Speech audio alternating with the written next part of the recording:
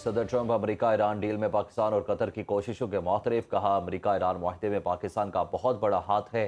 ایران کے ساتھ معاہدہ نہ ہوتا تو بمباری ہفتوں بلکہ مہینوں تک جاری رہتی۔ ٹرمپ نے نیوز کانفرنس میں کہا کہ ایران کی بحری اور فضائی صلاحیتیں ختم ہو چکی ہیں۔ معاہدے کے نتیجے میں آبِ ہرمز کھل گئی ہے، تیل کی قیمتوں میں کمی اور عالمی سٹاک مارکیٹوں میں بہتری دیکھی گئی۔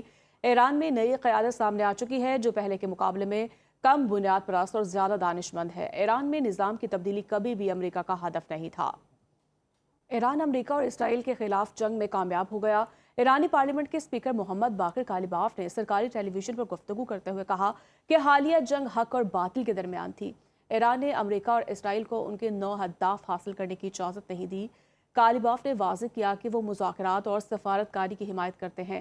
انہوں نے امریکی نائب صدر جی ڈی وینس سے واضح کہا کہ انہیں امریکہ پر ذرا برابر بھی اعتماد نہیں۔ ان کا کہنا تھا کہ معاہدہ ہونے کے باوجود امریکہ پر بدگمانی برقرار ہے۔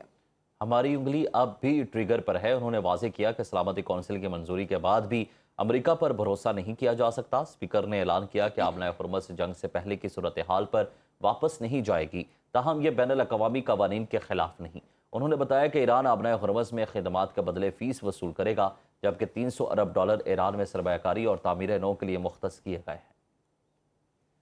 فرانسیسی صدر ایمنول میکرون نے ورسائی میں میڈیا سے گفتگو کرتے ہوئے امریکہ اور ایران کے درمیان ہونے والے معاہدے کا خیر مقدم کیا اور بتایا کہ یہ معاہدہ آبنائے ہرمز کو بغیر کسی کنٹرول کے مستقل کھولنے کی اجازت دیتا ہے۔ صدر میکرون کے مطابق اس معاہدے کے نفاذ کے ساتھ ہی 60 دن کی ایک اور اہم مدت شروع ہوگی، جس کے دوران اگلے 60 روز میں جوہری بیلسٹک معاملات اور دیگر تمام اہم امور پر تفصیلی بات چیت کی جائے گی۔ فرانسیسی صدر نے اس پیش رفت کو امن کا ایک بڑا موقع اور دنیا کے لیے خوشخبری قرار دیتے ہوئے واضح کیا۔ اس تاریخی معاہدے کے نتیجے میں عالمی منڈی میں تیل کی قیمتیں نمایاں طور پر کم ہوں گی۔ پاکستانی وفد امریکہ ایران مفاہمتی یادداشت پر دستخط کی تقریب میں شرکت کے لیے سوئٹزرلینڈ میں موجود ہے۔ سفارت اسرائیل کے مطابق سیکرٹری خارجہ آمنہ بلوچ کی سربراہی میں پاکستان کا ابتدائی وفد سوئٹزرلینڈ پہنچا۔ وزیر اعظم شہباز شریف کی سربراہی میں پاکستانی وفد سوئٹزرلینڈ کے لیے روانہ ہوگا۔ امریکہ اور ایران کے درمیان جنگ ختم کرنے کا تاریخی معاہدہ نافذ العمل ہو گیا۔ وائٹ ہاؤس کے مطابق دونوں ممالک نے جنگ کے خاتمے کے لیے مفاہمتی یادداشت پر دستخط کر دیے۔ معاہدے کے متن پر ایران اور امریکہ کے صدور نے باقاعدہ دستخط کیے۔ امریکی میڈیا کا کہنا ہے کہ دستخط شدہ معاہدہ اور اس کی تصویر ایران اور ثالث ممالک کو ارسال کر دی گئی ہے، جنہیں کاپی موصول ہو چکی ہے۔ صدر ٹرمپ نے رسائی میں عشائیے کے دوران معاہدے پر دستخط کیے۔ وائٹ ہاؤس نے ایران امریکہ امن معاہدے پر امریکی صدر کی دستخط کی ویڈیو جاری کر دی۔ معاہدے پر دستخط کے موقع پر فرانسیسی صدر بھی موجود تھے۔ ایرانی صدر مسعود پزشکیان نے بھی دستخط شدہ مفاہمتی یادداشت کی تصویر سوشل میڈیا پر شیئر کر دی ہے۔ امریکہ اور ایران کے درمیان جنگ ختم کرنے کا تاریخی معاہدہ نافذ العمل ہو گیا۔ وائٹ ہاؤس کے مطابق دونوں ممالک نے جنگ کے خاتمے کے لیے مفاہمتی یادداشت پر دستخط کر دیے ہیں۔ معاہدے کے متن پر ایران اور امریکہ کے صدور نے باقاعدہ دستخط کیے۔ امریکی میڈیا کی جانب سے کہا جا رہا ہے کہ دستخط شدہ معاہدہ اور اس کی تصویر ایران اور ثالث ممالک کو ارسال کر دی گئی ہے، جنہیں کاپی موصول ہو چکی ہے۔ ٹرمپ نے ورسائی میں عشائی کے دوران معاہدے پر دستخط کیے۔ وائٹ ہاؤس نے ایران امریکہ امن معاہدے پر امریکی صدر کی دستخط کی ویڈیو جاری کر دی ہے۔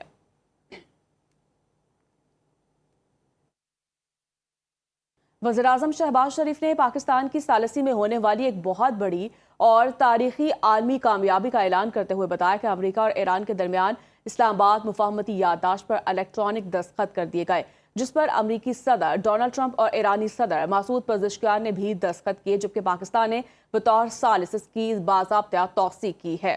یہ معاہدہ فوری طور پر نافذ العمل ہوگا، جس کے تحت ایران فوری طور پر آبنائے ہرمز کو بین الاقوامی بحری آمد و رفت کے لیے دوبارہ کھولے گا، جبکہ امریکہ بھی اپنی بحری ناکہ بندی کو فوری طور پر ختم کر دے گا۔ وزیر اعظم کے مطابق پاکستان اور شریک ثالث قطر کی میزبانی میں کل 19 جون 2026 کو سوئٹزرلینڈ میں خصوصی اور باضابطہ تقریب منعقد ہوگی، جہاں اس تاریخی پیش رفت کا جشن منایا جائے گا اور تکنیکی سطح کے اگلے مذاکرات کا آغاز ہوگا۔ پریس ریلیز کے مطابق وزیر اعظم شہباز شریف نے امریکی صدر ٹرمپ کی سفارتکاری اور امن کوششوں کو زبردست الفاظ میں سراہتے ہوئے کہا کہ ان کی قیادت نے خطے کو ایک تباہ کن تنازع سے بچا لیا، جبکہ انہوں نے ایرانی سپریم لیڈر آیت اللہ سید مجتبیٰ حسینی خامنائی اور صدر مسعود پزشکیان کی دانشمندی سمیت دونوں ممالک کی مذاکراتی ٹیموں قطر، سعودی عرب، ترکیہ اور مصر کی قیادت کے سہولت کارانہ کردار کو بھی خصوصی طور پر خراج تحسین پیش کیا۔